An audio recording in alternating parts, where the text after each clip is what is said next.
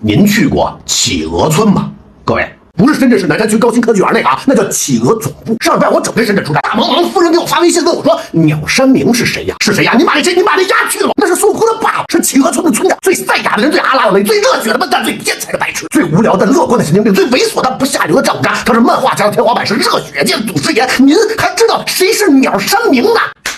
人没了，完了。”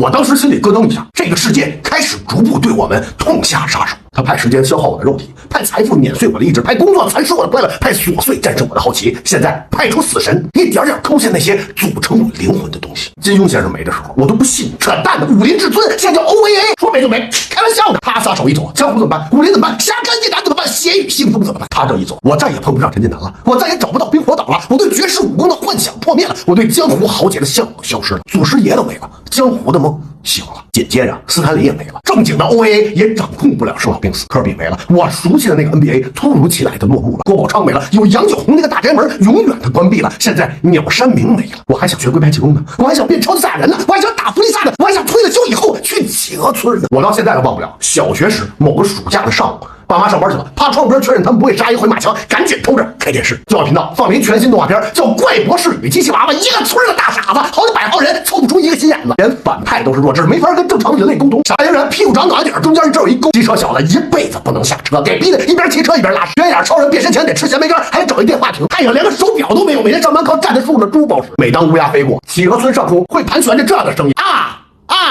傻瓜。傻瓜，那会儿的主角还不叫阿拉蕾，叫泽卷大饼跟泽卷小雨，爱好是发明和一拳打碎地球。角色甚至会在动画片里吐槽自己好久没出场了，埋怨作者给他画的不好看。这可是1980年画的，现在才开始流行打破第四面墙啊！精神状态领先40多年，在这个世界里，永远不用紧张，不用焦虑，坏人不坏，好人也不聪明，大家都是大傻子，所有心里活动必须说出来。多大的危机都会因为一个弱智行为而平息，多高的科技都会因为白痴的功能而显得弱鸡。我至今认为，阿拉蕾是这个世界上最搞笑的漫画，最适合全年龄观看的漫画，最能调节心情的。哪怕它有些猥琐，哪怕它有些荒谬，哪怕它有些缺心眼，但我能从里边看到天真和善良本来的样子。而七龙珠，我只是后悔看得太早，一上来就是天花板，让我对后世所有的漫画要求提升了一大截门槛。我们班最有钱的同学，他爸开出租的，有一红夏利，这都不牛，他们家有全套的哆啦 A 梦跟七龙珠，我一本一毛跟他租过来上课看的。从红缎带军团到天下第一武道会，从龟仙人讨白的雅木茶到贝吉塔弗利萨魔人布偶，我也学着背龟壳送牛奶，我幻想着找到时间与精神的小屋，每天下课刻苦练习龟派气功，捎带手顺便练练纪元太阳拳、魔棍、光沙炮。我妈让我剪头就跟要我命似的，我可是要变超级赛亚人的，你给我剪了我怎么变身呢？时至今日，每次用发蜡的时候，我都觉得特别有仪式感，这是一次逐渐变身的过程。刮完这个头，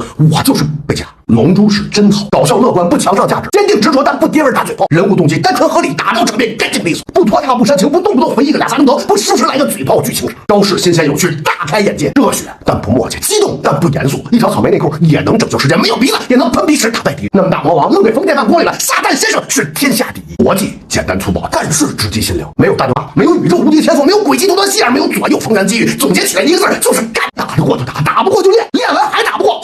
变身。接着干，鸟山明走了，我苦练11年的龟派气功还能用吗？我心心念念的胶囊科技还能实现吗？我还有可能变超级赛亚人吗？我还有机会拯救世界吗？这些梗太老了，老到好多人看不懂，老到好多人需要查，老到好多人会心一笑，老到好多人热泪盈眶。一个时代结束了，这几年好像老听见这句话，怎么我所处的时代老结束，我所经历的故事老落幕？是不是针对我？构成我价值观的东西一步一步的被淘汰、被取代、被死亡、被更改，只留下我还苟延残喘的作为一个普通人苟活在这个世界上。人生是一个缓慢死亡的过程，世界早就逼着向我下手呢，但是这2年越来越毫不遮掩，越来越无所顾忌。网上有个大哥说鸟山明走了，感觉死了一块我。说句不吉利的话，空知星星、富坚老贼、姜文导演、葛优老师、任天堂、卡普空、我的世界、塞尔达传说，甚至于郭老师、于大爷、周杰伦、方文山，都是组成我的一部分。感谢你们组成我的一部分，我也会珍惜你们给我的这一部分。虽然鸟山明走了，但这一点不影响我期待着有朝一日他脑袋上顶个圈，会飘在地球上空，用一个正派一点的声音跟全地球的人说：地球的人们呐，尽可能把你们的元气分给我吧，拜托了！我也一定会毫不犹豫，用尽全力，把双手首先举向天空。我活了这么久，等的就是跟你一起拯救世界这一刻呀！